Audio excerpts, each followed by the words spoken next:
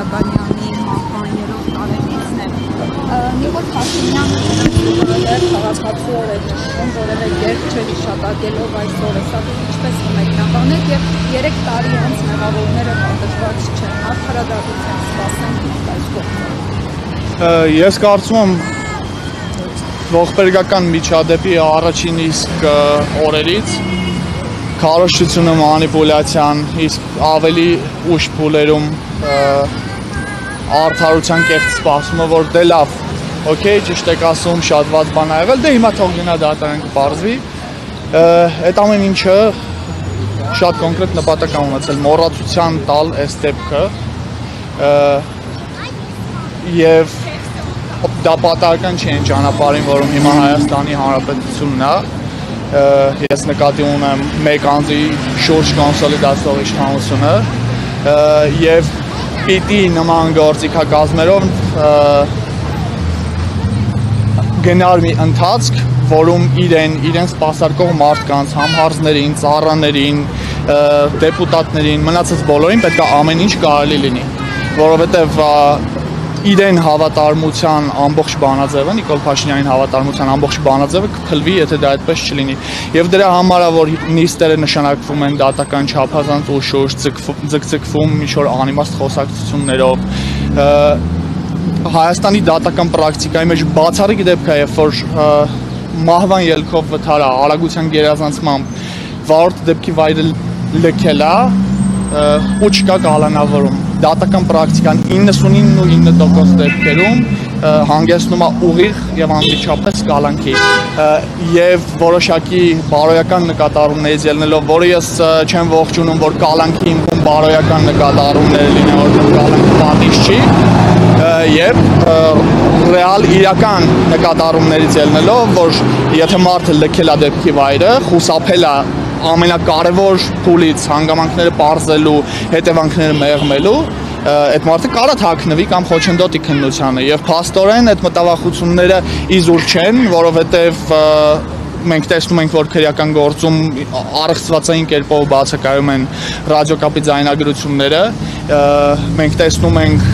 որ այդ մարդը շարունակում է աշխատել, պաշտոնավարել, լինել կոլեգան այն մարդկանց, ովքեր իրեն գուցե հրաման են տվել, ամենօրյա ռեժիմով շփվել, վարկածը հղկել, բայց մենք ունենք այդ իրավիճակը եւ մենք ունենք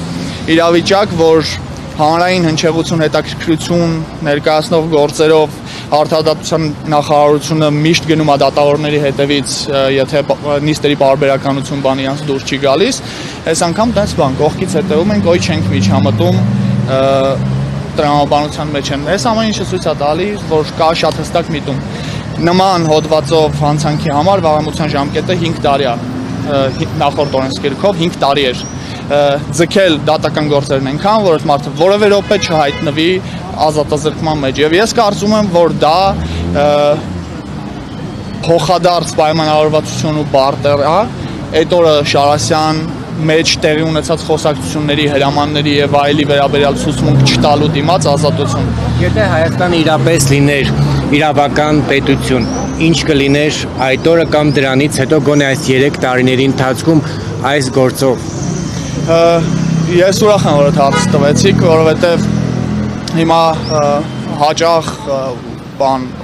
կառավարական շրջանակներից տենց ակնարկներ կամ ուղիղ տեքստով մեղադրանքներ անիչում, որ դե բան քաղաքականացնում եք։ Ես ուզում եմ շեշտել, որ այս գործը քաղաքականացվել է, քաղաքական ղեկավարության մեղքով, որովհետեւ եթե այդ օրը իրանք կանգնեին, օգնություն ցուցաբերեին,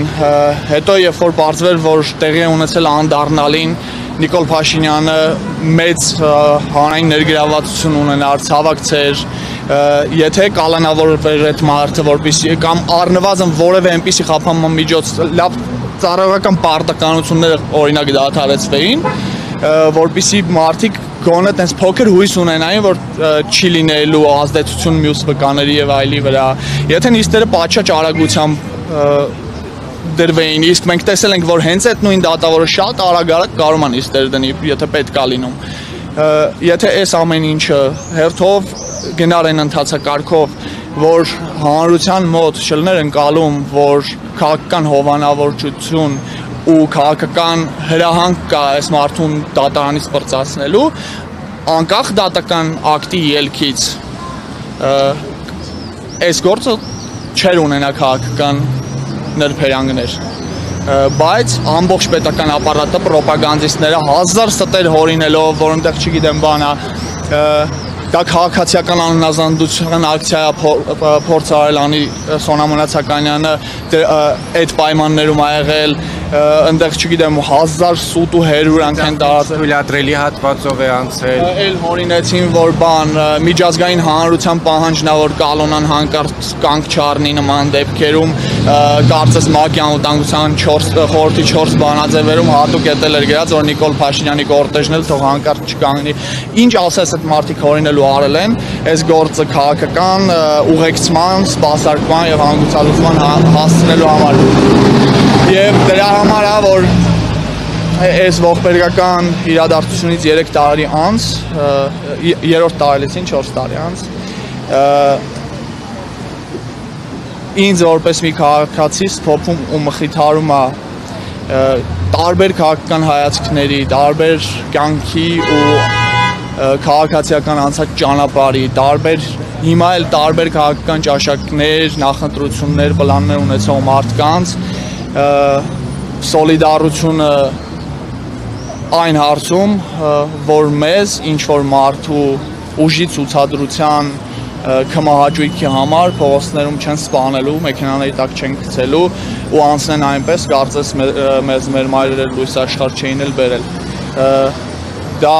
երևի միակ մխիթարանքն ու սփոփանքն է որպես քաղաքացի, որ հանրությունը